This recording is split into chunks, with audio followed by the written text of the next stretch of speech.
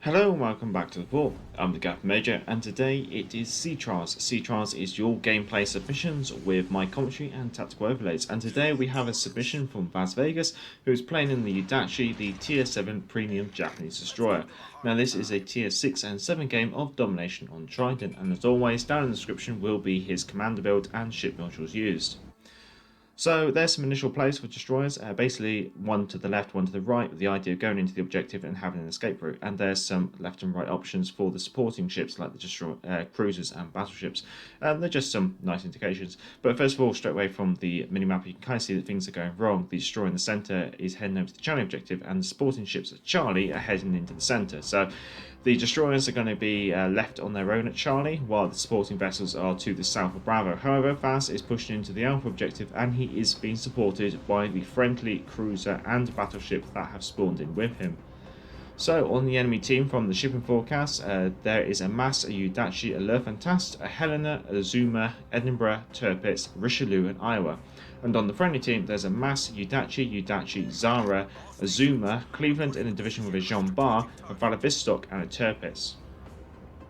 So Vaz is heading on that left-hand hook route that I had drawn on the map. The idea of this is basically he has an escape route to the west and southwest. If he gets spotted, he can head to the west and get behind the island, or he can head southwest and just get some more distance between him and the enemy. So we have the enemy Helena and Edinburgh now spotted in the centre, along with a couple of the enemy battleships, getting a volley of torpedoes away onto the Helena. Now, if it does interest you, he is not using the Type F2 torpedoes. He started to find that the shorter range Screamer torpedoes just didn't quite have enough range when it came to Tier 7 and Legendary games, so he's now using the 10km torpedoes. Now he's positioning himself here quite nicely. He's basically turning the ship around. He's making sure that he's pointed away. From the minimap, you can note that the enemy team has quite heavily committed to the eastern flank towards the Charlie objective. The two destroyers, friendly destroyers, which are in the Charlie objective, we'll see what they do. Keep an eye on them. Enemy Le Fantast now spotted, getting a volley of torpedoes out on that, but usually when the Le Fantast gets spotted, on goes the engine boost, and they suddenly start doing about 50 plus knots. Now it's good to see that even though Vaz is playing in the Japanese destroyer, he does know how to use guns. Sometimes you do see Japanese destroyers that just don't want to fire their guns, but here he knows that he needs to help with the removal of that Le Fantast. It's critical to his own personal survival. And he starts staying in the smokescreen here, so watch his throttle. He keeps feathering that throttle, making sure that he doesn't go any faster than 15 knots when he's laying in smokescreen. That way he's able to lay a smokescreen as big as possible while firing, while not being detected. It's a very good trick for a destroyer commander to use, and something most people should always be partially aware of. He's getting a final volley on the Helena. Le Fantast has been spotted again a bit further to the north, but the Le Fantast drops off detectability as the friendly cruiser takes cover behind Vaz's smokescreen. So let's go back to the friendly destroyers at the Charlie objective. Actually, no, wait, we have just had an enemy destroyer spotted to the southwest of Bravo, and that is going to be a problem. It's a friendly Yudachi, and that appears to be probably using Sims as an inspiration, judging by the number of HP bars. Now, the Yudachi is quite a fragile destroyer. It's one of the reasons why it's always worth taking Sims.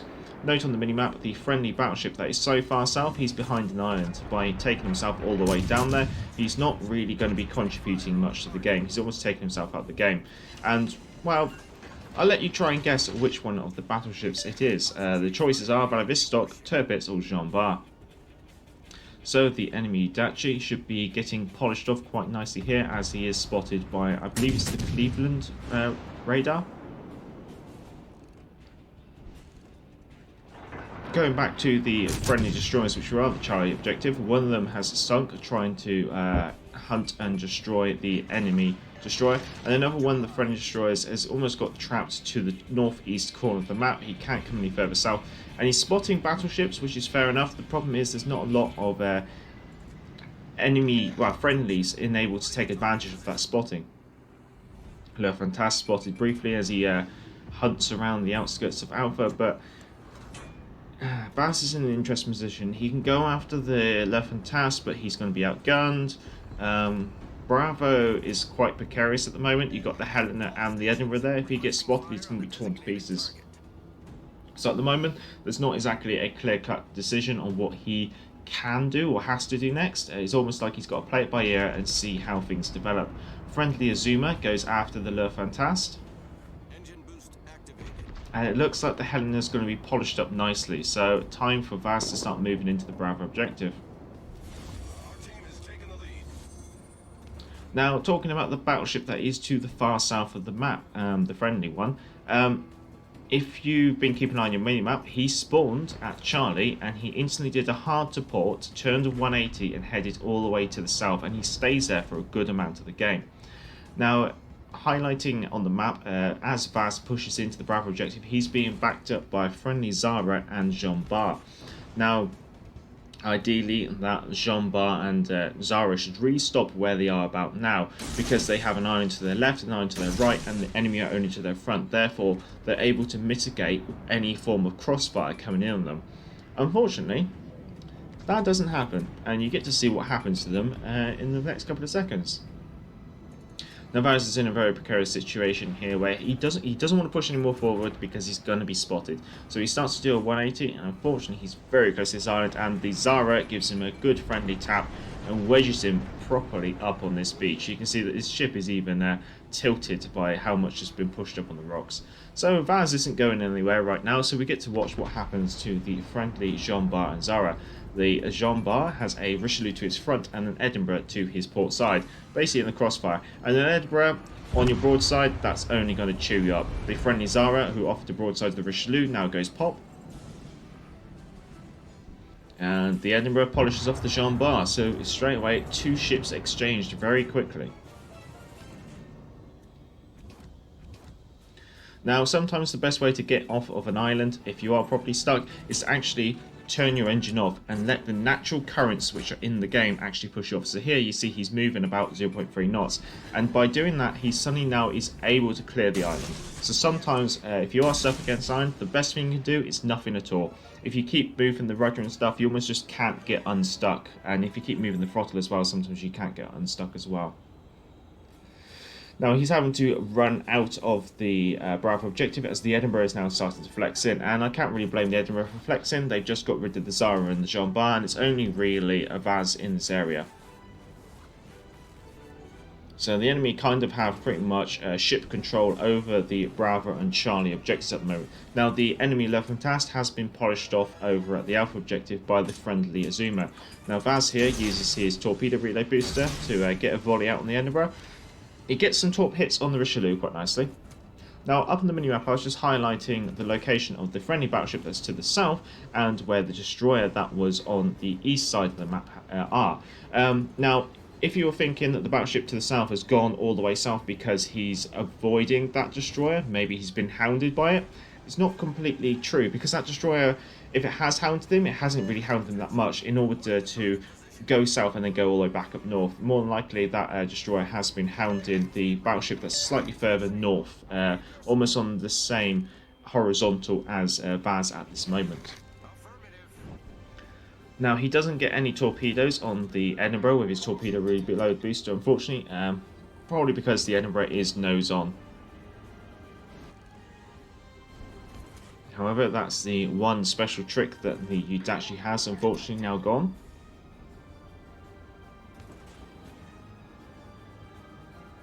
It looks like he's going to get possibly briefly detected here. He's right on the edge of his detectability. Now he gets one volley off and another volley off, but unfortunately, just because he's got a couple of milliseconds between his torpedo volleys, there's actually a tiny gap in the middle there. Now the Edinburgh's had him spotted, and the dual-purpose guns on the Edinburgh do open up, and the Edinburgh definitely has his sonar on because he starts to turn in absolutely perfectly into that central gap. Now, if it does interest you, his ship modules that he's taken are Aiming Systems, Propulsion Module 2, Concealment Systems Module 1, and Torpedo Launchers Module 3, along with not taking the Type F2 torpedoes. For his commander, he has Tanaka, level 11, legendary 2, and the traits are Subsurface Venture, Fragile Threat, Back in Stock, Destroy or Be Destroyed, and Unstoppable. And yes, you have just spotted it, the battleship that headed all the way to the south of the map and got behind an island is a Tirpitz, a ship with poor long-range dispersion, lots of secondaries, a turtle back armor scheme, and torpedoes. I do wonder sometimes. Going back onto Vazz's commander, for inspirations he's using Eric Bay, level 16 legendary 2, and William Sims, level 16 legendary 1. Basically giving him some more improved concealment, which is fair enough, it is Yudachi after all, and also giving him some more HP. Again, fair enough, it is a Yudachi. Yudachi doesn't have a lot of HP.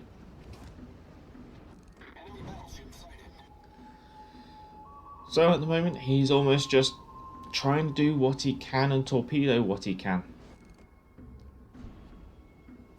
It looks like the friendly mass, or is it a Yudachi? I think it's a friendly Yudachi, which is to the, well, just entering into Charlie at the moment now. Friendly Azuma unfortunately goes down, so that just leaves Vazz, a friendly Yudachi, and the friendly Tirpitz. Richelieu looks like he's going to be causing the friendly Tirpitz some trouble. Engine boost activated. Using our last engine boost of the game.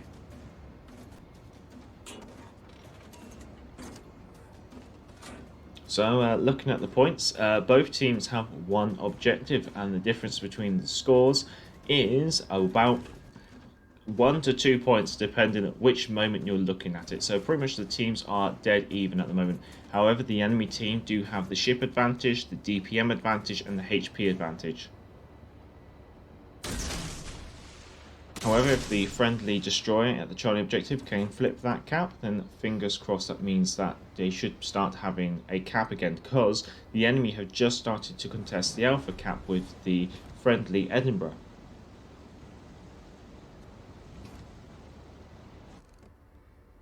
Whether we can get some torpedoes on the Richelieu, we'll have to wait and see, but we also have the enemy Azuma closing in.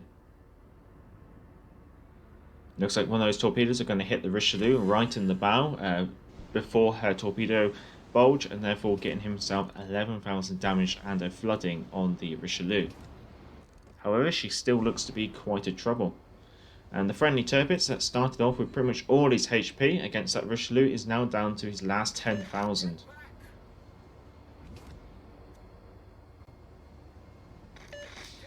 Now, Vazz wants the Tirpitz to kind of break off. It's quite obvious that the Tirpitz is going to go pop eventually.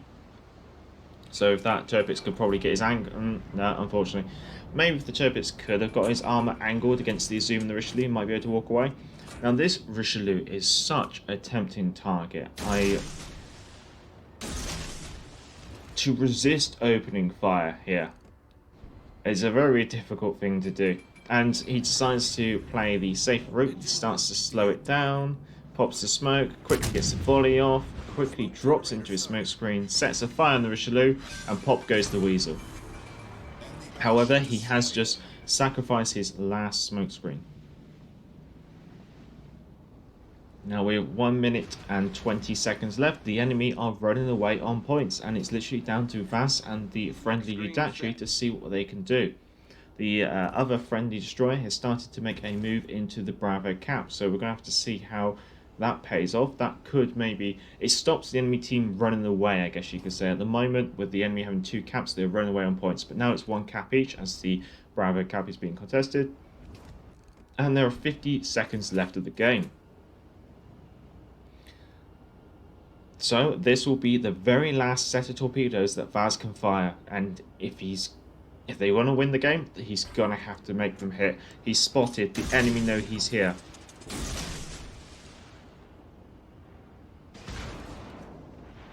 And what really surprised me, he's still spotted here. And you'd almost think that Azuma would do a quick hard left and start pointing his nose directly at Vazz in order to hunt him down. However, instead, the Azuma does a hard to starboard and eats up all those lovely fish. flipping the scores into Vaz's team's favour at the very last second, earning him a very nice victory, because today was a good day to win hard. Well, that was the game, and Vaz clutching the victory at the last moment. If the Zuma hadn't tried to win any harder, potentially the enemy team could have walked away quite nicely with an easy victory.